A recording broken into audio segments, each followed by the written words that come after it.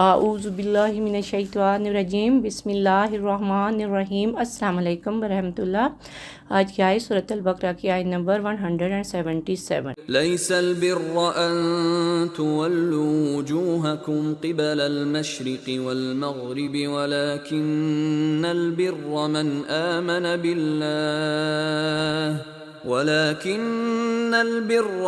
آمن بالله واليوم الآخر والملائكة والكتاب والنبيين وآتى المال على حبه ذوي القربى واليتامى والمساكين وابن السبيل والسائلين وفي الرقاب وأقام الصلاة وآتى الزكاة والموفون بعهدهم إذا عاهدوا والصابرين في البأساء والضراء وحين البأس اولئک الذین صدقوا واولئک هم المتقون۔ ترجمہ: نیکی صرف یہی نہیں کہ تم اپنے منہ مشرق اور مغرب کی طرف پھیر لو، بلکہ اصل نیکی تو یہ ہے کہ کوئی شخص اللہ پر، روز قیامت کے دن پر، فرشتوں پر اور اللہ کی کتاب پر اور پیغمبروں پر ایمان لائے اور اللہ کی محبت میں اپنا مال قرابت داروں پر اور یتیموں پر اور محتاجوں پر اور مسافروں پر اور مانگنے والوں پر اور غلاموں کی گردنیں آزاد کرانے میں خرچ کرے اور نماز قائم کرے اور زکوٰۃ دے، اور جب کوئی وعدہ کرے تو اپنا وعدہ پورا کرنے والے ہوں، اور سختی یعنی تنگ دستی میں اور مصیبت بیماری میں اور جنگ کی شدت یعنی جہاد کے وقت صبر کرنے والے ہوں۔ یہی لوگ سچے ہیں اور یہی پرہیزگار ہیں۔ یہ آیت قبلے کے ضمن میں ہی نازل ہوئی۔ ایک تو یہودی اپنے قبلے کو جو بیت المقدس کا مغربی حصہ ہے، اور نصارہ اپنے قبلے کو جو بیت المقدس کا مشرقی حصہ ہے بڑی اہمیت دے رہے تھے اور اس پر فخر کر رہے تھے۔ دوسری طرف مسلمانوں کے تحویل کعبہ پر چہ گوئیاں کر رہے تھے۔ تو اس پہ اللہ سبحانہ تعالیٰ نے یہ آیت نازل کی اور فرمایا، مشرق یا مغرب کی طرف رخ کر لینا بذات خود کوئی نیکی نہیں ہے، بلکہ یہ تو صرف مرکزیت اور اجتماعیت کے حصول کا ایک طریقہ ہے۔ اصل نیکی تو ان عقائد پہ ایمان رکھنا ہے جو اللہ تعالیٰ نے بیان فرمائے ہیں، اور ان اعمال اور اخلاق کو اپنانا ہے جس کی تاکید اللہ تعالیٰ نے فرمائی ہے۔ پھر آگے ان عقائد اور اعمال کا بیان ہے۔ اس سورۃ مبارکہ یعنی سورۃ بقرہ کی ایسی عظیم آیات آئی ہیں جو حجم کے اعتبار سے بھی اور معنی و حکمت کے اعتبار سے بھی بہت عظیم ہے۔ جیسے پہلے دو رکوع آیت الآیات گزر چکی ہیں، اسی طرح سے اب یہ آیت البر آ رہی ہے۔ اس میں نیکی کی حقیقت واضح کی گئی ہے، یعنی بر مین نیکی، اور یہ پوری آیت نیکی کے کام کرنے کے بارے میں ہے۔ نمبر 1 پہ کہا گیا لیس البر ان تولوا وجوہکم قبل المشرق والمغرب، نیکی یہ نہیں ہے کہ تم اپنے چہرے مشرق اور مغرب کی طرف پھیر لو۔ یعنی یہاں پہ اس عمل کے نیکی ہونے کی نفی نہیں کی گئی، یہ نہیں کہا گیا کہ یہ کوئی نیکی ہی نہیں ہے، یہ بھی نیکی ہے، یعنی نیکی کا جو ظاہر ہے وہ بھی نیکی ہے، لیکن اصل شے اس کا باطن ہے۔ اگر باطن صحیح ہے تو حقیقت میں نیکی نیکی ہے، ورنہ نہیں۔ وَتَقِنَّ الْبِرَّ، بلکہ نیکی تو اس کی ہے۔ کس کی؟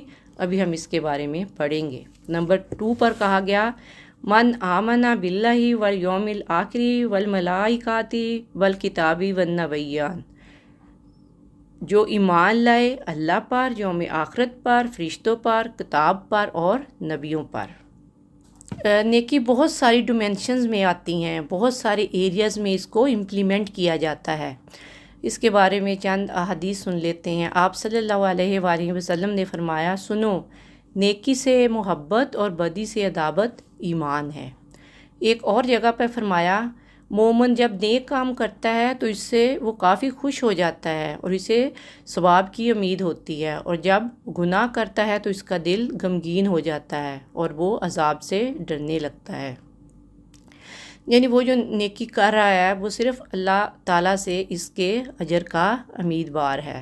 پھر قیامت کے دن کا ذکر ہوا، یعنی وہ نیکی کا اجر دنیا میں نہیں بلکہ آخرت میں ملنے کا طالب ہے، خواہش مند ہے۔ اگر وہ دین کا کام کر رہا ہے تو سوائے آخرت میں نجات کے اور اللہ کی رضا کے کسی اور شے کی سے طمع نہیں۔ یوم آخرت کے بعد فرشتوں، کتابوں اور انبیاء علیہ السلام پر ایمان کا ذکر کیا گیا ہے۔ فرشتہ وحی کی صورت میں اللہ کا پیغام لے کر آیا اور انبیاء علیہ الکرام پر یہ احکامات کتاب کی صورت میں نازل ہوئے۔ رسولوں پر ایمان کا تعلق نیکی کے ساتھ یہ ہے کہ نیکی کا ایک مجسمہ، ایک ماڈل، ایک آئیڈیل اسوہ رسول کی صورت میں انسانوں کے سامنے رہے، جس میں تمام چیزیں معتدل ہوں، اور اسوہ حسنہ ہمارے لیے محمد کی صلی اللہ علیہ وسلم کی شخصیت ہے۔ نیکی کے ظاہر کے لیے ہم آپ ہی کو معیار سمجھیں گے، یعنی جو شے جتنی آپ صلی اللہ علیہ وسلم کی سیرت میں ہے اس سے زیادہ نہ ہو، اس سے کم نہ ہو۔ کوشش یہ ہو کہ انسان بالکل رسول صلی اللہ علیہ وآلہ وسلم کے اسوہ حسنہ کی پیروی کرے۔ نمبر 3 پر مال خرچ کرنے کی بات آتی ہے۔ وَآتَى الْمَالَ عَلَى حُبِّهِ، اور وہ خرچ کرے مال اس کی محبت کے باوجود۔ اعلیٰ حب ہی میں ضمیر اللہ کے لیے نہیں بلکہ مال کے لیے ہے، کہ مال اگرچہ محبوب ہے پھر بھی وہ خرچ کر رہا ہے۔ صحیح حدیث میں ہے، نبی صلی اللہ علیہ وآلہ وسلم نے فرمایا، افضل صدقہ یہ ہے کہ تو اپنی صحت اور مال کی محبت کی حالت میں اللہ کے نام پر دے، اس کے باوجود کہ تم مال کی کمی کا اندیشہ رکھتے ہو اور زیادتی کی رغبت بھی کرتے ہو۔ یعنی صحت اور مال کی چاہت کی حالت میں فقیری سے ڈرتے ہوئے اور امیری کی خواہش رکھتے ہوئے بھی صدقہ کرو۔ تو اس سے ہمیں پتہ چلا کہ اللہ تعالیٰ کو کون سا صدقہ پسند ہے۔ ایسا صدقہ نہیں کہ جس میں انسان کو کوئی رغبت ہی نہیں ہے، چلو دے دیا صدقے میں، وہ چیز زیادہ مفید ہوگی، زیادہ ویلیویبل ہوگی۔ جس چیز سے زیادہ محبت ہو، جو تمہیں بہت محبوب ہے، جو تمہیں بہت پسند ہے، اس کا صدقہ کرو۔ نیکی ایک ایسی فیلنگ اور جذبہ ہے کہ جس میں باوجود اپنی چاہت، اپنی ضرورت کے وہ لوگ دوسروں کو اپنی ضرورت پہ ترجیح دیتے ہیں، دوسروں کو فوقیت دیتے ہیں، اپنی ضرورت سے زیادہ دوسروں کی ضرورت کا خیال رکھتے ہیں، دوسروں کی ضرورت کو پورا کرنے کی کوشش کرتے رہتے ہیں۔ یہی اصل نیکی ہے۔ سورۃ آل عمران آیت نمبر 92 میں ہے، لَن تَنَالُوا الْبِرَّ حَتَّىٰ تُنْفِقُوا مِمَّا تُحِبُّونَ، تم نیکی کے مقام کو پہنچ ہی نہیں سکتے جب تک کہ خرچ نہ کرو اس میں سے جو تمہیں محبوب ہے۔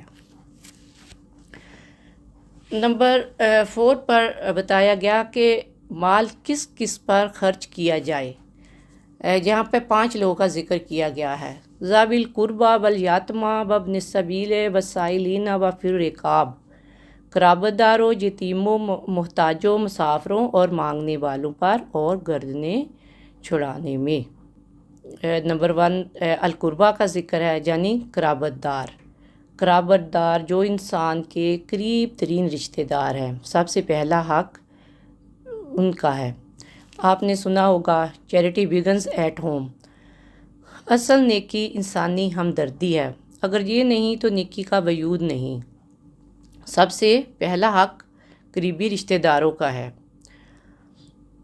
اگرچہ عبادت کے انوار لگے ہوں مگر دل میں شقاوت ہو، قرابت داروں کو حاجت میں دیکھ کر دل نہ پسیجے، ان کو تکلیف میں دیکھ کر تجوری کی طرف ہاتھ نہ بڑھے، حالانکہ تجوری میں مال موجود ہو، تو یہ طرز عمل دین کی روح سے بالکل خالی ہے۔ اس میں نمبر 2 پہ ذکر ہے والیتامىٰ، یعنی مال یتیموں پر خرچ کیا جائے۔ یتیموں کے بارے میں حضرت صلی اللہ علیہ وسلم نے اپنی دونوں انگلیاں آپس میں ملاتے ہوئے فرمایا کہ یتیم کی کفالت کرنے والا قیامت کے دن میرے اس قدر قریب ہوگا جیسے یہ 2 انگلیاں، یعنی جو ضرورت مند ہو، سفید پوش بھی ہو، ان پر مال خرچ کیا جائے۔ نمبر 3، ابن السبیل، جو مسافر ہیں، تنگ دست ہو یا مالدار ہوں، چاہے وہ اپنے گھر میں اپنے علاقے میں مالدار ہی کیوں نہ ہوں، جب وہ کسی اور جگہ ٹریول کر رہے ہوں تو ان کو ایسی ضرورت پڑ سکتی ہے۔ ایسی صورت میں ان کی مدد کی جائے، ان پہ مال خرچ کیا جائے۔ نمبر 4، وسائلین، مانگنے والوں پر۔ اگر کوئی ضرورت مند ہے، کوئی در پر آیا ہے، اگرچہ وہ کسی بھی حالت میں ہو، اس پہ مال خرچ کیا جائے۔ اس کے بارے میں رسول اللہ صلی اللہ علیہ وآلہ وسلم فرماتے ہیں، سائل کا حق ہے اگرچہ وہ گھوڑے پر سوار ہو کر آئے، یعنی اگرچہ اس کے پاس سواری ہے پھر بھی اس کا حق ہے۔ نمبر 5، پھر رقاب، گردنوں کے چھڑانے میں۔ پھر رقاب سے مراد غلاموں کی آزادی ہے، خواہ یہ وہ غلام ہو جنہوں نے اپنے مالکوں کو مقررہ قیمتوں کی ادائیگی کا لکھ کر ان سے کنٹریکٹ کیا ہوا ہے۔ ایسی صورت میں ان کی مدد کی جائے، ان کو مال دیا جائے تاکہ وہ اپنی آزادی خرید سکیں۔ نمبر 5، وَأَقِیمُوا الصَّلَاةَ وَآتُوا الزَّکَاةَ، نماز قائم کرے اور زکوٰۃ دے۔ نماز اور زکوٰۃ کا ذکر انسانی ہمدردی کے بعد آیا ہے۔ اس سے پتہ چلتا ہے کہ روح دین ایمان ہے اور نیکی میں سر فہرست انسانی ہمدردی ہے، جہاں پہ یہ چیز ذہن نشین ہونی چاہیے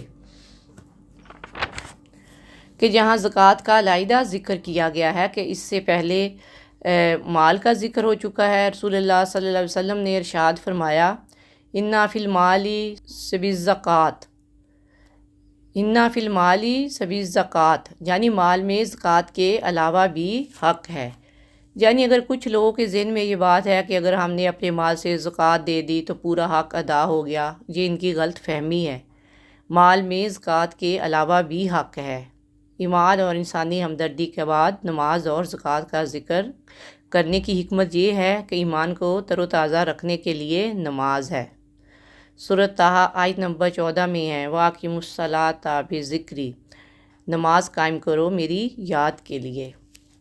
نماز کے بارے میں حکم ہے وقت پر پورے رکوع و سجود، اطمینان، آرام، خشوع و خضوع کے ساتھ ادا کی جائے، جس طرح شریعت میں ادائیگی کا حکم ہے، جس طرح نبی صلی اللہ علیہ وآلہ وسلم نے پڑھی اس طریقے سے اسے ادا کیا جائے۔ انسانی ہمدردی میں مال خرچ کرنے کے جذبے کو پروان چڑھانے اور برقرار رکھنے کے لیے زکوٰۃ ہے، اور 2.5% تو فرض زکوٰۃ ہے۔ زکوٰۃ یعنی فکس قیمت بتائی گئی ہے کہ اتنے مال کے اوپر اتنے % زکوٰۃ ہے، اس کا ادا کرنا ہر صورت ضروری ہے، اور یہ اپنے آپ کو اور اپنے مال کو پاک کرنے کی نیت سے زکوٰۃ ادا کی جائے۔ اس کو مجبوری نہ سمجھا جائے بلکہ خوشی خوشی دیا جائے اور بہترین مال سے دیا جائے گا۔ نمبر 6، وَالْمُوفُونَ بِعَہْدِہِمْ اِذَا عَاہَدُوا، اور پورا کرنے والے ہیں اپنے عہد کو جب کوئی عہد کر لیں۔ یہاں پر وعدوں کو پورا کرنے کی بات ہے، یعنی جو وعدہ کیا جائے اسے پورا کیا جائے۔ وعدہ پورا کرنا ایک مومن کی علامت ہے۔ آپس میں جو بھی معاہدے ہوں ان کو پورا کرنا ضروری ہے۔ آپ نے دیکھا کہ معاملات بھی انسانی معاہدات کی شکل میں ہیں، جیسا کہ شادی بھی شوہر اور بیوی کے درمیان ایک سماجی ایگریمنٹ ہے۔ شوہر کی بھی کچھ ذمہ داریاں اور فرائض ہیں، بیوی کی بھی کچھ ذمہ داریاں اور فرائض ہیں۔ تمام بڑے بڑے کاروبار معاہدوں پر ہی چلتے ہیں، اور ہمارا جو سیاسی نظام ہے وہ بھی معاہدوں پر ہی ہے۔ اگر لوگوں میں یہ احساس پیدا ہو جائے کہ جو وعدہ کیا اسے پورا کرنا ہے تو تمام معاملات سدھر جائیں گے۔ وَالصَّابِرِینَ بِالْبَأْسَاءِ وَالضَّرَّاءِ وَحِینَ الْبَأْسِ، اور خاص طور پر صبر کرنے والے فکر و فاقہ میں، تکالیف میں اور جنگ کی حالت میں۔ یعنی صبر بھی نیکی کی ایک قسم ہے۔ یعنی بھوک ہے، پیاس ہے، تکلیف ہے، مصیبت ہے یا جنگ کی حالت آ گئی ہے تو اس پر آؤ بکا نہ شروع کر دی جائے، بلکہ اپنے آپ کو کنٹرول میں رکھا جائے، اپنے الفاظ کنٹرول میں رکھے جائیں اور اللہ کی شکر گزاری کا رویہ اپنایا جائے۔ اللہ تعالیٰ کو جو نیکی مطلوب ہے وہ یہ ہے کہ باطل کا سر کچلنے کے لیے میدان میں آؤ تو خود بھی تکلیفیں اٹھانا پڑے گی، جیسا کہ صحابہ کرام رضی اللہ تعالیٰ عنہ کو بھی تکلیفیں اٹھانا پڑی ہیں اور جانیں دینی پڑی ہیں۔ اللہ کا کلمہ سر بلند کرنے کے لیے سینکڑوں صحابہ کرام رضی اللہ تعالیٰ عنہ نے جام شہادت نوش کیا ہے۔ قرآن کی روح سے سب سے اعلیٰ نیکی یہ ہے کہ حق کے غلبے کے لیے صداقت، دیانت اور امانت کی بالادستی کے لیے اپنی گردن کٹا دی جائے۔ قرآن میں اللہ تعالیٰ کا ارشاد ہے وَلَا تَقُولُوا لِمَنْ يُقْتَلُ فِي سَبِيلِ اللَّهِ أَمْوَاتٌ بَلْ أَحْيَاءٌ وَلَٰكِنَّ لَا تَشْعُرُونَ، جو اللہ کی راہ میں قتل کیے جائیں انہیں مردہ مت کہو بلکہ وہ زندہ ہے لیکن تمہیں ان کی زندگی کا شعور نہیں ہے۔ نمبر 8 پر ہے اولئک الذین صدقوا، یہ ہے وہ لوگ جو سچے ہیں، یعنی اللہ سبحانہ تعالیٰ کا کہنا ہے کہ یہ وہ لوگ ہیں جو ایمان والے ہیں جنہوں نے سچ کر دکھایا ہے، جو لوگ اپنے دعوے میں، اپنے وعدوں میں سچے ہیں، راست باز اور نیکوکار ہیں، انہی کی بات میں سچائی ہے، جو وعدہ کرتے ہیں پورا کرتے ہیں۔ نمبر 9 اور اینڈ میں ہے وَأُولَئِکَ هُمُ الْمُتَّقُونَ، اور یہی حقیقت میں متقی ہیں۔ آخر میں کہا گیا ہے کہ یہ لوگ متقی ہیں، پرہیزگار ہیں، ہر کام سوچ سمجھ کر کرنے والے ہیں، ہر معاملے میں اللہ تعالیٰ سے ڈرنے والے ہیں، اللہ تعالیٰ کی طرف رجوع کرنے والے ہیں، ان کے باطل میں روح ایمان موجود ہے اور خارج میں دین کے یہ تقاضے اور نیکی کے یہ مظاہر موجود ہیں۔ ہمیں اللہ سبحانہ تعالیٰ سے دعا کرنی چاہیے ربنا اغفر لنا ذنوبنا وکفر عنا سیئاتنا وتوفنا مع الابرار، اے اللہ ہمارے گناہ معاف فرما، ہماری برائیاں ہم سے دور کر دے اور ہمیں نیکوکاروں کے ساتھ موت دے، آمین ثم آمین۔ جزاک اللہ خیر۔ السلام علیکم ورحمۃ اللہ وبرکاتہ۔